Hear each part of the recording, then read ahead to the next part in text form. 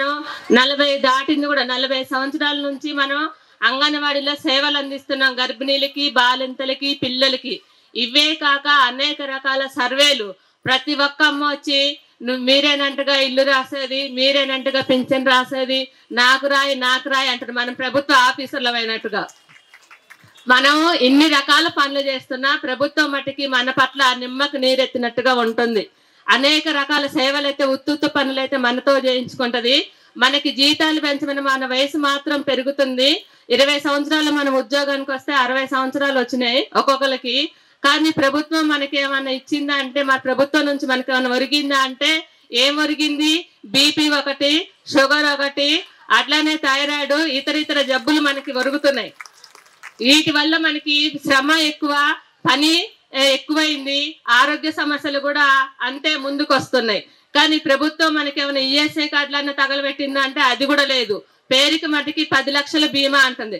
ఆ 10 లక్షల బీమా కార్డు తీసుకొని పోతే ఏ హాస్పిటల్లో చూడట్లేదు. ఇది మా హాస్పిటల్ చెల్లదంటే మా హాస్పిటల్. మరి దేనికి ఇస్తున్నట్టు ఆ కార్డులు? అది చెల్లదు. ఆరోగ్యశ్రీ కార్డులు చెల్లవు.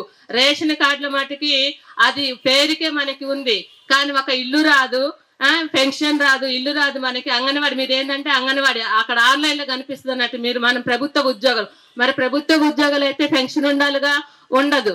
మరి ఒక ఇల్లు అని ఇవ్వాలి కదా, ఉండదు. కానీ ఇంటికి లోన్లన్నీ ఇవ్వాలిగా, అది మీరు అటు ఇటు కాని ఉద్యోగాలు. మన ఏంటిది అటు ఇటు కాని వాళ్ళం అన్నట్టు మనం. అందుకని ఈ ప్రభుత్వానికి మనం ఖచ్చితంగా బుద్ధి చెప్పాలి. ఇంకా చూసుకుంటా ఉంటే ఇప్పుడు మనకి 2 పిల్లలు ఉన్నారనుకో, ఈ 13,000 చదివించుకోలేము, పిల్లలకి పెళ్లి చేయలేము, అటు పిల్లల్ని ఎదగరు, మనము ఎదగము, మన కుటుంబాలు ఎదగవు. అందుకని రాబోయే కాలంలో ఈ రోజు మనల్ని ఎంత నిర్బంధం చేశారంటే, రాత్రి 9ంటికి మా ఇంటికి 5గురు పోలీసు వాళ్ళు వచ్చారు. నువ్వు వస్తావా రావా మేడం, నువ్వు పెద్ద లీడర్ అంటగా అని అంటున్నారు. ఏడయ్య నేను అసలుకే కూర్చుంటే లేవలే, నేనేడ లీడర్నా నేను అంటున్నా. కాదు నిన్ను దోలుకొని పోతావా అని తీసుకుపోయి పోలీస్ స్టేషన్ లో కూర్చోబెట్టి ఇక ఏమ్మా రేపు పోతావంటే నేను ఖచ్చితంగా రేపు పోతా సార్, ఈ రేపు పొద్దున రాండి అన్నారు పోలీస్ స్టేషన్. లేదు వస్తే ఇప్పుడే వస్తా కానీ నేను పొద్దునైతే రానని చెప్పినాం.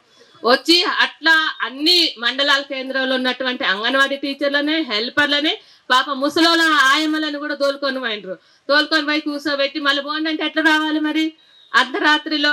ఇంకా అంటే ప్రభుత్వానికి ఇంత భయం ఉన్నప్పుడు వద్దులేమ్మా మీరు ఏడదానికి రాబాకండి, మీకు ఈ హామీలు మేము అమలు చేస్తామంటే మనం ఇంత దూరం రాము కదా. వాళ్ళు ప్రశాంతంగా ఉంటారు, మనం ప్రశాంతంగా ఉంటాం కదా.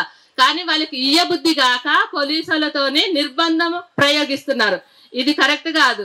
మనం అనేక సంవత్సరాల నుంచి పనిచేస్తున్నప్పుడు ఏ ప్రైవేట్ దాంట్లో సంస్థలో పనిచేసినటువంటి వాళ్ళకి కూడా ఈఎస్ఐ కార్డులు ఉంటున్నాయి, లోన్లు ఉంటున్నాయి, అట్లాగే ప్రతి సంవత్సరం సాలరీస్ పెరుగుతున్నాయి. కానీ మనకి ప్రతి సంవత్సరం పెరుగుతున్నాయా? ఐఆర్ ఇయ్యడానికి కూడా ప్రభుత్వానికి చేతులు రా. ఐఆర్ అంటే ఎంత?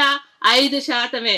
ఈ 5% ఉన్నోళ్ళకి, బలిసిన వాళ్ళకి, లక్షల జీతం వచ్చిన వాళ్ళకి ఇంకా సరిపోవని ఐఆర్ అంటారు, డిఏ అంటారు.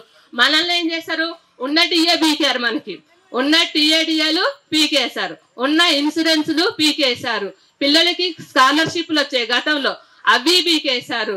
ఏదన్నా మెడికల్ హెల్త్ కొంచెం ఒక వారం రోజులు 15 రోజులు మా కొంట్లో బాగలేదంటే సరే 15 రోజులు సెలవు పెట్టుకోమని ఇచ్చారు. అది కూడా బీకి 12 రోజులే ఇప్పుడు మీకు నెలకు ఒకటే సెలవు, ఇంకెక్కువ సెలవు పెట్టుకుంటే నీ జీతం కట్టాని అంటున్నారు. ఇంత దుర్మార్గంగా ఈ ప్రభుత్వాలు వ్యవహరిస్తుంటే మనం మాత్రం ఒక ఆమె అంటది రేపు జీతం పడిద్దులు అంటలే ఇంక పోబాకండి అంటది, ఇంకొక ఆమె అంటది మీకు 18,000 అయితే తొందరపడబాకండి అంటారు. అంటే వీళ్ళ మాటలు మనం ఎన్ని రోజులు వినాలి? ఇనే పాపం మినీ అంగన్వాడీ టీచర్లకి మళ్ళీ ఎప్పటిలాగానే 7,800 వచ్చినాయి. పాపం ఆయమ్మలకి జీతాలు పెరగాలి, వాళ్ళకి పెన్షన్లు కూడా రాదు. మనకి కూడా ఏమైనా పెరుగుతున్నాయా అంటే ఏం పెరగట్లేదు. మనకి ఇందాక చెప్పాను కదా, అవే పెరుగుతున్నాయి. అందుకని మన అందరం కూడా ఖచ్చితంగా పోరాటాలకి సిద్ధంగా ఉండాలి. రాష్ట్ర కమిటీలు జిల్లాలో పిలిపించినా, మండల కేంద్రాల్లో పిలిపించినా సిద్ధంగా ఉండాలి. అధికారులు పని చెప్తే అధికారులు ఏమంటున్నారంటే మనం ఏమైనా ధర్నా పెట్టినప్పుడే కోడిగుడ్లు పంపిస్తారు, మనం ఏమైనా సమ్మలు పెట్టుకున్నప్పుడే బియ్యం పంపిస్తారు, ఉప్పు పంపిస్తారు, ఇవన్నీ వస్తున్నాయి మీకు అంటారు. అనగానే వాంబో అక్కో ఇవస్తున్నాయి అంటే ఇవస్తున్నాయి అంటే అంటారు. ఏంటికంటే భయపడేది? అంత భయపడాల్సిన అవసరం ఏముంది దీంట్లో? మనం ఏమన్నా పర్మనెంట్ ఉద్యోగాలు పోతాయని అనుకోవడానికి? అందుకని అదురితే బెదిరితే మనం ఎప్పుడు ఇక్కడే ఉంటాం, ఏడేసిన గొంగడే ఆడే ఉంటది. అందుకనే ఇప్పుడు ఒక 2 ఎకరాల కోసం సాకలాయిలమ్మ అప్పుడు నైజా నవాబుని గడగడలాడించి సాధించుకుంది. అంత త్యాగం. ఇది తెలంగాణ పోరు గడ్డ. దీంట్లో మనం ఖచ్చితంగా పోరాటం చేస్తే ఫలితం మనకి దక్కుతుంది. కాబట్టి రానున్న కాలంలో మరిన్ని పోరాటాలు చేసి మన హక్కులు సాధించుకునేంత వరకు మనం పోరాటం చేస్తామని ఈ సభాముఖంగా తెలియజేసుకుంటూ ఈ అవకాశం ఇచ్చినటువంటి జయలక్ష్మి గారికి, అలాగే సునీత గారికి మరి ఒకసారి ధన్యవాదాలు తెలియజేస్తున్నాను.